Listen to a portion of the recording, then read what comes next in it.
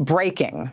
What you are seeing right now was classified until 72 hours ago, and what I am about to show you will fundamentally change how you understand the entire Middle East crisis and the shifting global power dynamics that are unfolding while the world sleeps. This facility, marked as a civilian research center on every official map and diplomatic briefing houses, something that has the Pentagon scrambling at 3 in the morning with emergency meetings that bypass normal protocol.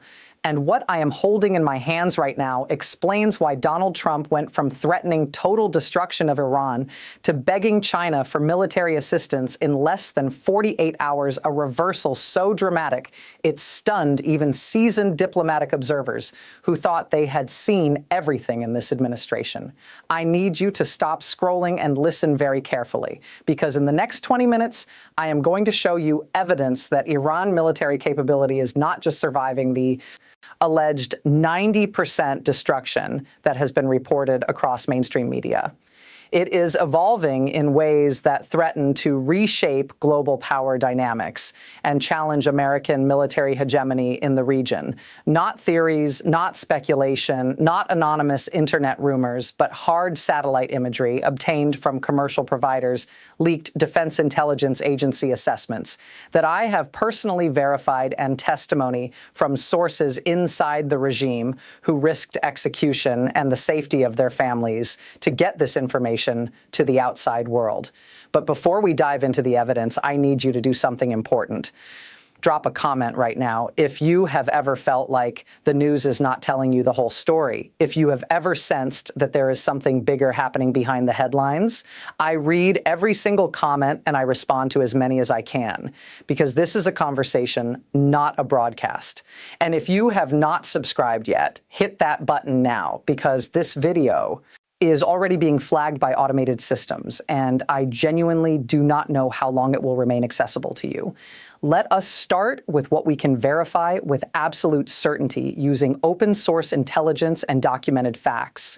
On March 14th, satellite imagery from Planet Labs, a commercial satellite company that provides data to governments, intelligence agencies, and media organizations worldwide, showed unusual and significant heat signatures at the Shahid Hemet industrial complex, located just outside Tehran. This is significant because, according to official statements from both American and Israeli officials released in the days following military strikes, this facility should have been crippled if the claims of 90% destruction of Iran military capabilities were even remotely accurate. But here is what they are not telling you on the evening news, and what you will not read in the morning papers. Those heat signatures detected by thermal imaging were not reconstruction efforts. They were not rebuilding what was broken in the attacks. They were not repairing damaged infrastructure. They were testing something new, something that generates heat signatures consistent with propulsion systems not found in any conventional Iranian military inventory. And the technology they are testing in that facility right now, according to multiple independent analysts, does not exist in any unclassified military database anywhere in the world. And that should terrify you if you understand what it means, according to a leaked Defense Intelligence Agency assessment obtained by our investigative team through channels I cannot disclose for security reasons, and verified through 3 independent sources with direct knowledge of the program and access to classified materials. Iran has been developing what analysts are calling a strategic equalizer. Now, when you hear that term, strategic equalizer, you might immediately think nuclear weapon, because that has been the obsession of Western policymakers for 2 decades. But that is not what this is. This is something more immediate, more deployable, harder to detect before launch, and infinitely harder to stop once it is in the air. This is hypersonic glide vehicle technology capable of penetrating every missile defense system currently deployed in the Middle East region, including the Patriot systems in Saudi Arabia, the THAAD batteries in Israel, and the Aegis combat systems on American naval vessels in the Persian Gulf. This document marked no foreign, which is a classification marking meaning no foreign nationals are cleared to see it. Even among allied intelligence services contains an assessment that states, quote, Iranian advances in hypersonic technology exceed previous estimates by 18 to 24 months, end quote. Let me translate that bureaucratic language for you, because it is deliberately designed to obscure the magnitude of what they are admitting that means they have operational capability right now today, this week, not next year, not in 5 years, not in some distant future that politicians can kick down the road for the next administration to deal with. They have it today, and they have had it long enough to test it, refine it, prepare it for deployment, and potentially deploy it to active military units. I obtained this document through a source I cannot name for their safety and the safety of their family, but I can tell you they have worked in defense intelligence for over 15 years. They have held clearances at the highest levels, and they told me off the record in a conversation that lasted 3 hours. And I quote, "This changes everything we thought we knew about Iranian military timelines and capabilities. We were not just wrong, we were wrong by years," end quote. And here is why that matters to you directly, regardless of where you live in the world, whether you are in New York or London or Tokyo or anywhere else, because this technology does not borders, and it does not discriminate between military and civilian targets in the way that traditional warfare has. Dr. Eleanor Vance, who is an aerospace engineer with 3 decades of experience and a former advisor to the Pentagon on missile defense systems, reviewed the same intelligence assessments I am showing you. And she told me in a conversation that she is not authorized to discuss publicly, and that could potentially end her consulting contracts, that the trajectory calculations in this assessment suggest Iran can now strike targets with less than 5 minutes, warning time from launch to impact 5 minutes. Think about that for a second, because it is easy to hear 5 minutes and think that sounds like enough time, but it is not. That is not enough time to evacuate a military base. That is not enough time to get fighter jets in the air. That is barely enough time for personnel to get to a bunker. And it is certainly not enough time for a missile defense system to track, identify, and intercept a vehicle traveling at hypersonic speeds. And here is what should really concern you if you are watching this from Europe or anywhere in the NATO alliance. These vehicles have range capabilities that extend far beyond Israel, far beyond the Middle East. They can reach southern Europe. They can reach NATO installations in Turkey. They can reach American bases in Germany and Italy, and they can fundamentally alter the entire security architecture of the Western world in ways that have not been seen since the Cuban Missile Crisis. And the sources of this technology tell an even more disturbing story about how we got here and who is really involved, according to financial records reviewed by the Center for Advanced Defense Studies, which is a reputable, nonpartisan think tank based in Washington, D.C., that specializes in tracking illicit financial flows.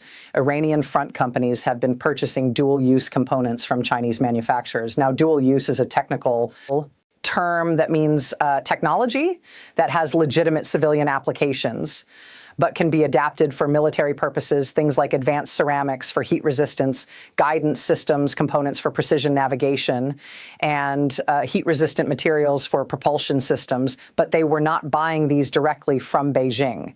That would be too obvious, too easily traceable by sanctions enforcement agencies. Instead, they used a sophisticated web of shell companies spanning Malaysia, the United Arab Emirates, and Turkey, $340 million in documented transactions over 18 months, all for materials that are essential to hypersonic vehicle construction, and all routed through companies that on paper sell medical equipment or automotive parts or industrial machinery. If you are seeing how deep this rabbit hole goes and how sophisticated this network is, drop a fire emoji in the comments right now, because I need to know you are tracking this with me. I need to know you. Understand this is not just about Iran. This is about a global supply chain of military technology that operates in the shadows beyond the reach of sanctions and export controls. Now, watch this timeline very carefully, because the sequence of events tells us everything about what is really happening behind closed doors in Washington and Beijing, and the panic that set in when certain intelligence reached the Oval Office March 10th. Donald Trump threatens, quote, maximum pressure sanctions end quote, against Iran and promises to destroy their military capabilities completely, using language that echoed his previous statements about North Korea March 12th. Trump receives an intelligence briefing on the hypersonic advances. I just showed you a briefing that lasted 2 hours longer than scheduled and included video conference calls with commanders in the region March 14th. Sudden and dramatic pivot. Trump publicly states he wants to make a deal, and according to 3 separate sources with knowledge of the communications who spoke on condition of anonymity because they are not authorized to discuss private presidential communications. He personally asked Beijing to intervene as a mediator, asked, not demanded, not threatened, not imposed tariffs. Asked the same president who spent years criticizing China, who imposed billions in tariffs, who accused them of currency manipulation and intellectual property theft, is now begging for their help. And that tells you everything about how serious this threat really is, about how fundamentally the calculation has changed. This tweet from the president at 3:47 a.m. on March 15th, deleted after only 12 minutes, but archived by multiple sources and screenshot by thousands of users, reads, and I quote, "China has a role to play in regional stability. We welcome their constructive engagement," end quote, regional stability. Or was he informed in that intelligence briefing that those hypersonic vehicles can reach targets far beyond Israel, that they can reach American bases in Europe, that they can fundamentally alter the balance of power in a way that makes American military superiority irrelevant in this region and potentially beyond? Stay with me, because at the 15-minute mark of this video, I am going to show you the name of the Iranian scientist who led this program, the name they tried to erase from every database, every academic record, every publication, every conference proceeding, the name that proves this is not accidental advancement. This is not a lucky breakthrough by isolated researchers. This is a deliberate decade-long plan funded, organized, and executed with military precision while the world was looking elsewhere at the nuclear program. Let us talk about Isfahan for a moment, because while the world focused on nuclear facilities and uranium enrichment and the sites that make headlines and UN Security Council resolutions, the Shahid Baba'eh industrial complex, just 40 kilometers away, was developing something else entirely, something that in the short term is actually more dangerous than a nuclear weapon because it is more usable, according to a 2023 report from the International Institute for Strategic Studies, a reputable defense think tank based in London with connections to governments worldwide. This report was largely ignored by mainstream media because it did not fit the narrative of a crippled Iran struggling under sanctions. But it documented that Iran has been testing hypersonic glide bodies since 2019, 4 years before the current crisis, 4 years of testing that went largely unnoticed by Western intelligence, or at least that is what they claim publicly. I find that hard to believe given the resources devoted to monitoring Iran, but that is what they want us to think, that they were surprised that they did not see this coming. Subscribe right now, not later. Not after you finish watching, not tomorrow now, because this information is being suppressed at multiple levels by algorithms, by official pressure, by the machinery of narrative control. And I genuinely do not know how long this video will remain accessible to you. The name you have been waiting for, the scientist. They tried to erase from history Dr. Amir Hossein Fakour, former aerospace engineering professor at Sharif University of Technology, one of Iran's most prestigious institutions known as the MIT of Iran, recruited by the Islamic Revolutionary Guard Corps in 2017, according to immigration records obtained by our investigative team through sources I cannot disclose for legal and safety reasons. He traveled to China 6 times between 2018 and 2022, officially for academic conferences and research collaboration on civilian aerospace projects.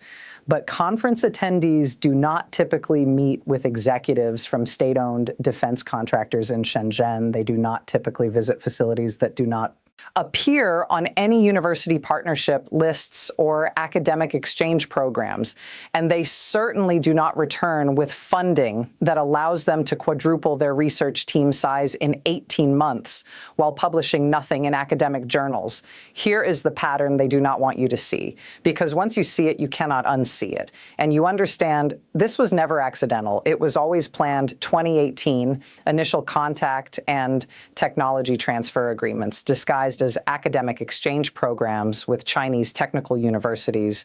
2019, first successful hypersonic test, documented by satellite but dismissed as a failed satellite launch by Western analysts who did not look closely enough at the trajectory data. 2020 COVID pandemic provides perfect cover for accelerated development. Lockdowns mean fewer eyes on facilities. Travel restrictions mean intelligence agencies cannot deploy human assets to verify what satellites are seeing. And economic chaos means financial transactions are harder to track and attribute. 2022 full prototype testing with ranges that surprise even optimistic analysts and demonstrate capabilities that should have triggered alarm bells. 2024 operational capability declared by Iranian military commanders in internal communications, intercepted by Allied signals intelligence but dismissed as propaganda and bluster by Western media and politicians who wanted to believe the sanctions were working. And March 2025 deployment readiness just as tensions reach their breaking point, and the window for diplomatic solutions narrows to nothing. Who do you trust now?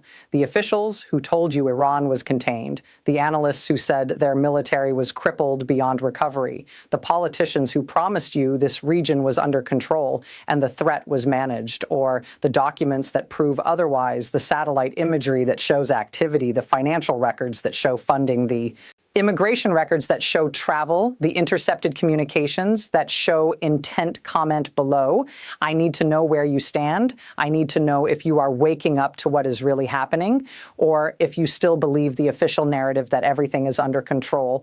This is why Trump panicked, not because of nuclear negotiations, not because of regional stability, not because of some abstract diplomatic principle about international norms, but because for the first time since 1979, Iran has a weapon that neutralizes American military superiority in the region, a weapon that makes aircraft carriers vulnerable targets instead of projection platforms, a weapon that makes bases in Qatar, Bahrain, Kuwait, and the United Arab Emirates sitting ducks instead of strategic assets, a weapon that changes the calculation from we can strike them whenever we want with impunity to they can strike us and we cannot stop it, we cannot intercept it, we cannot defend against it. And the warships he begged China for, they are not for attacking Iran. They are not for some joint military operation against Iranian facilities.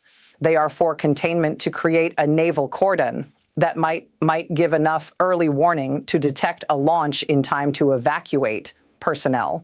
Because without that warning, without those precious minutes, the hypersonic threat becomes effectively unstoppable. And every American and allied service member in the region becomes a potential casualty of a war they did not start and cannot prevent a war that could escalate beyond the region before anyone in Washington or Brussels or London can react. And the implications of this technology extend far beyond the immediate military threat, because what we are witnessing is not just an arms race. It is a fundamental shift in the balance of power that has defined the Middle East. For 4 decades, the United States has maintained military dominance in this region through a combination of technological superiority and the projection of power through carrier strike groups and forward operating bases. But hypersonic technology changes that equation entirely because it makes those assets vulnerable in ways they have never been before. An aircraft carrier is essentially a floating city with 5,000 personnel on board. It is a symbol of American power and a platform for projecting force anywhere in the world. But against a hypersonic glide vehicle, it is a target that cannot move fast enough to evade, cannot defend effectively against, and cannot protect the thousands of lives on board. This is why the Pentagon is scrambling. This is why the emergency meetings at 3 in the morning, and this is why the president, who built his reputation on being tough on Iran is now begging for Chinese intervention because the military option that was always the ultimate threat in diplomatic negotiations is no longer viable, or at least it is no longer viable without accepting casualties that would be politically and morally unacceptable. And that changes everything about how this crisis will unfold in the coming weeks and months. I have spoken to retired military officers who have commanded carrier groups in the Persian Gulf, and they tell me off the record that if this intelligence is accurate and they have no reason to doubt the Defense Intelligence Agency, then their operational planning has to change. Fundamentally, they cannot operate with the same confidence, the same freedom of movement, the same assumption of superiority that they have had for their entire careers. And that psychological shift is as significant as the technological shift because doubt creeps into decision-making when, you know, the other side can hurt you badly, and that doubt changes calculations at every level of command.